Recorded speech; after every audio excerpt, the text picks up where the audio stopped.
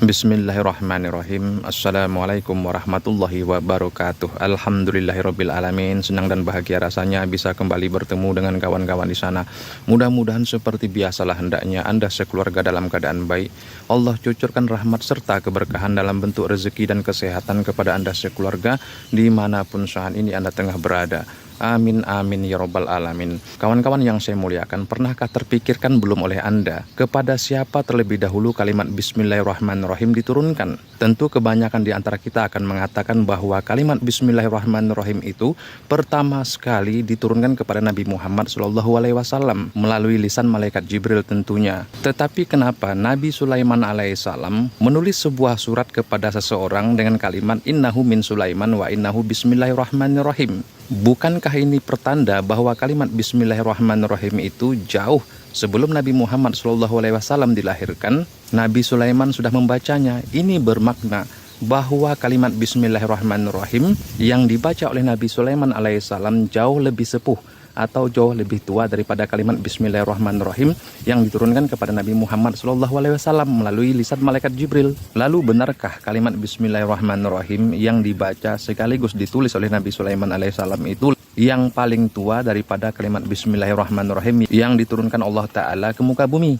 Rasanya masih muda juga kawan-kawan, sebab Nabi Nuh alaihissalam juga membaca kalimat Bismillahirrahmanirrahim ketika beliau menaiki kapalnya saat banjir Nuh. Berarti kalimat Bismillahirrahmanirrahim yang dibaca oleh Nabi Nuh alaihissalam seperti yang telah saya upload dalam video Bismillah Banjir Nuh lebih tua dari kalimat Bismillahirrahmanirrahim yang ditulis dan dibaca oleh Nabi Sulaiman alaihissalam. Begitu pula jauh lebih sepuh dan jauh lebih dulu dibaca dari kalimat Bismillahirrahmanirrahim yang diturunkan kepada Nabi Muhammad SAW melalui lisan malaikat Jibril. Kalau begitu kajinya, maka dapat kita simpulkan mungkin bahwa kalimat Bismillahirrahmanirrahim yang diturunkan sekaligus dibaca oleh Nabi Adam alaihissalam ketika beliau akan menikahi Siti Hawa, inilah satu-satunya kalimat Bismillahirrahmanirrahim yang paling tua di antara semua kalimat Bismillahirrahmanirrahim yang diturunkan kepada manusia, termasuklah kepada para nabi. Tapi tunggu dulu kawan-kawan, masih ada satu lagi kalimat Bismillahirrahmanirrahim yang lebih tua daripada kalimat Bismillahirrahmanirrahim yang dibaca oleh Nabi Adam alaihissalam itu.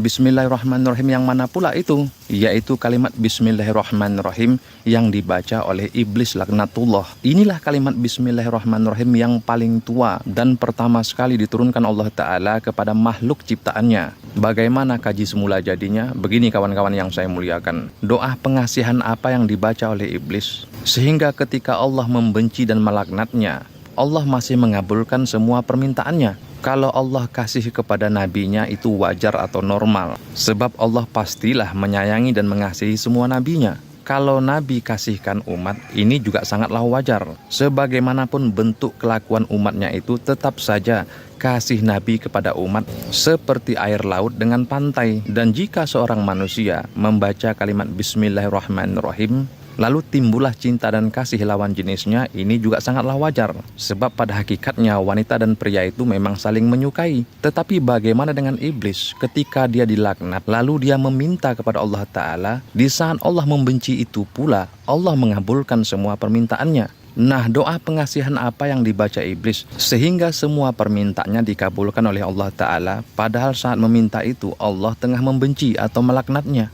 Tak ada lain, tak ada bukan, doa pengasihan yang dibaca oleh iblis laknatullah adalah dengan kalimat Bismillahirrahmanirrahim. Sebab iblis tahu Allah memiliki sifat kasih dan sayang, yang dengan sifat kasih dan sayang itu Allah pasti tetap memberi walaupun dia tengah membenci. Dan sifat kasih dan sayang dalam kalimat doa Bismillahirrahmanirrahim yang dibaca oleh iblis ini saat itu belum diketahui oleh malaikat, sebab malaikat tidak pernah bermasalah dengan Allah. Begitu pula para nabi tentunya tidak punya masalah sedikit pun dengan Allah. Jadi karena tidak pernah bermasalah dengan Allah, maka para malaikat dan para nabi tadi sebelum kalimat Bismillahirrahmanirrahim dibaca oleh iblis laknatullah itu, mereka belum mengetahui bahwa dengan sifat kasih dan sayang, Rahman dan Rahim Allah itu, Allah tetap memberi walaupun dia tengah membenci. Jadi yang tahu ini hanya iblis saja, karena waktu itu itu iblis tengah bermasalah dengan Allah. Kalau yang belum punya ada masalah dengan Allah tak akan tahu itu kalimat Bismillahirrahmanirrahim itu adalah sifat kasih dan sayang Allah, yang Allah harus tetap mengasihi, memberi walaupun dia tengah membenci. Jadi kalimat Bismillahirrahmanirrahim itu yang pertama sekali diturunkan dan dibaca oleh makhluk ciptaan Allah.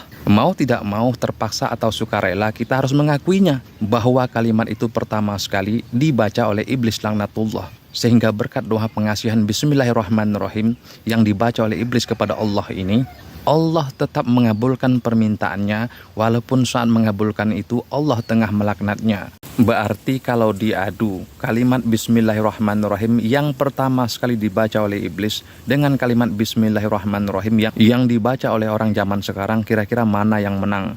Lalu bagaimana caranya iblis membaca kalimat Bismillahirrahmanirrahim sebagai doa pengasihan itu yang membuat Allah tetap memberi walaupun Allah dalam keadaan membenci? Gampang saja itu kawan-kawan.